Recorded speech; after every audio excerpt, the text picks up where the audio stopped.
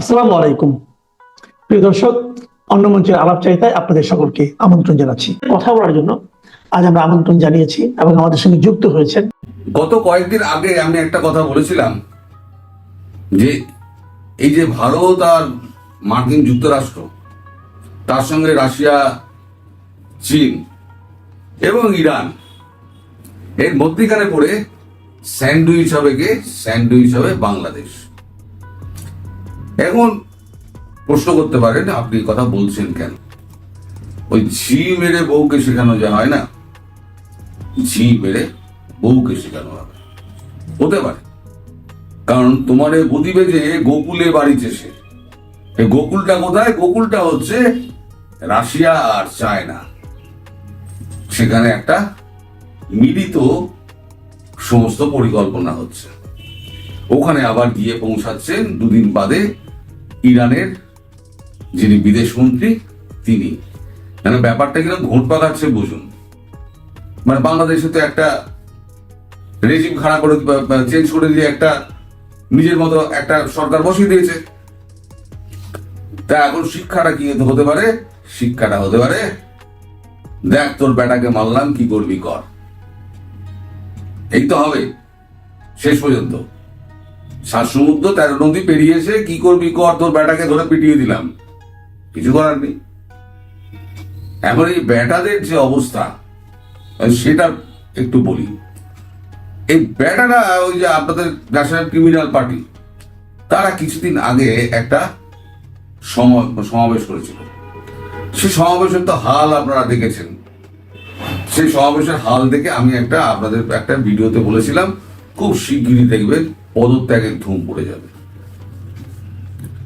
গতকালকে এরকম একটা ঘোষণাপত্র পড়া হলো, কারো দেখলাম জনগণের অবস্থা, এত ট্রেন ফ্রেন ভাড়া করেও সেখানে উপস্থিত জনতার হাল দেখে আমার বেশ করুণাই হলো ডক্টর ইউনূসের প্রতি।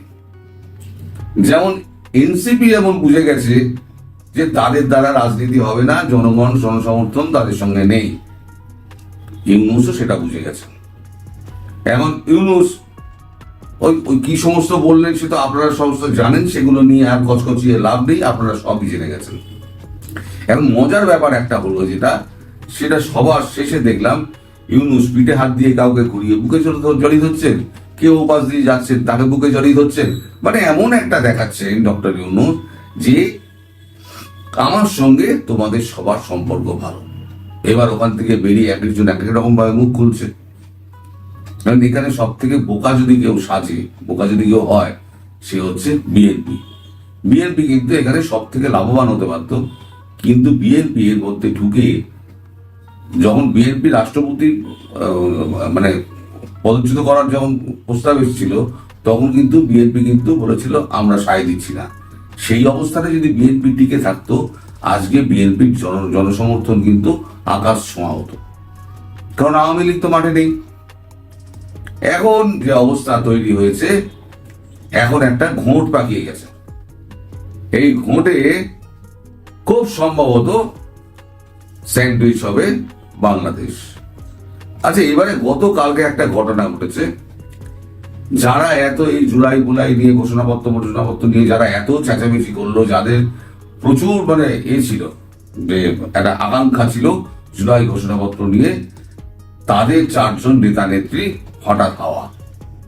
কেউ বলছেন কক্সবাজারে, নাসিরউদ্দিন পাটোয়ারি বলছে কক্সবাজারে ঘুরতে গেছিলাম, প্লেনে করে ঘুরতে গেলেন, একটা দামি হোটেল রুম ভাড়া করলেন, সেখানে 4 জন মিলে পিটার হাসের সঙ্গে মিটিং করলেন, মিটিং করে কক্সবাজার ঘোরা হয়ে গেল, আবার প্লেনে করে চলে এলেন। কবে হচ্ছে এটা? যেদিনকে জুলাই ঘোষণাপত্র যেদিনকে পাঠ করা হচ্ছে, সেই ঘোষণাপত্রে হাতি ব্যাং যাই থাকুন না কেন সেটা পাঠ তো করা হচ্ছে, সেখানে তাদের উপস্থিতিটা তো বড় ব্যাপার। সেটা কিন্তু তারা সেখানে ছিলেন না, মানে তাদের কাছে কিন্তু ওটা কোনো ম্যাটার করছে না। তাহলে কি ম্যাটার করছে? ম্যাটার করছে একটাই, সেটা হচ্ছে যে কোন রকমে এই পরিস্থিতি থেকে পরিত্রাণ পাওয়া। এখন আমার কাছে একটা খবর আছে, এটা উড়ো খবর আমি শুনছি, সেটা হচ্ছে আগস্টের মধ্যে টেবিল সাফ করে দাও। যা হবে আগস্টের মধ্যে টেবিল সাফ করে দাও, এটা সেনাবাহিনীকেও বলে দেওয়া হয়েছে। আপনাদের দেশে যে সেনাপ্রধান, তাকেও কিন্তু বলে দেওয়া হয়েছে যে যা করার আগস্টের মধ্যে করুন, কারণ সেপ্টেম্বরে আর টাইম দেবো না। আমি একটা খবর পড়েছিলাম যে সেপ্টেম্বর থেকে, গতকালকে হয়তো ভিসা চালু হতে পারে, শোনা যাচ্ছে। এখনো আমি কনফার্ম করছি, এ কথা আমি বলছি না, কিন্তু আগস্টের মধ্যে খালি করে দাও, এই প্রস্তাবটা কিন্তু সেনাবাহিনীর কাছে গেছে। আর যথারীতি সেনাবাহিনী সেনাপ্রধান তিনি যেমন শেখ হাসিনাকে ভুল বুঝিয়েছিলেন যে সব ঠিক আছে ম্যাডাম, আমরা সামনে নেব, ইনি ইউনূসকেও ভুল বোঝাচ্ছেন যে আপনি চিন্তা করবেন না স্যার, আমরা সব সামনে নেব, আপনার কোনো চিন্তা নেই। ইউনূস কিন্তু আসল ব্যাপারটা কিন্তু ধরতে পারছে না।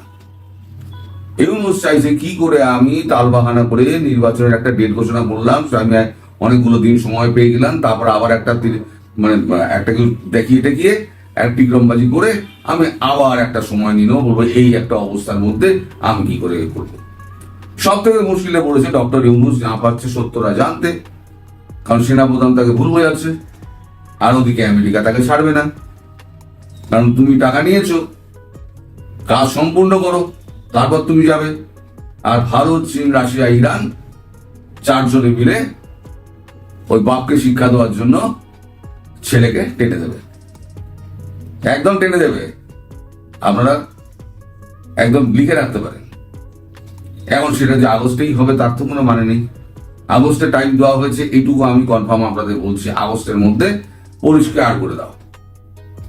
সেনাবাহিনীর কাছে বার্তা পৌঁছে গেছে।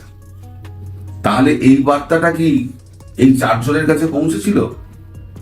তাদের কাছে ওই জুলাই ঘোষণার থেকে ওই সেফ এক্সিটের ব্যাপারটা আরো বেশি জরুরি বলে মনে হয়েছিল? যে যুক্তি অনুযায়ী প্রাধান্য কোনটা পেতে পারে?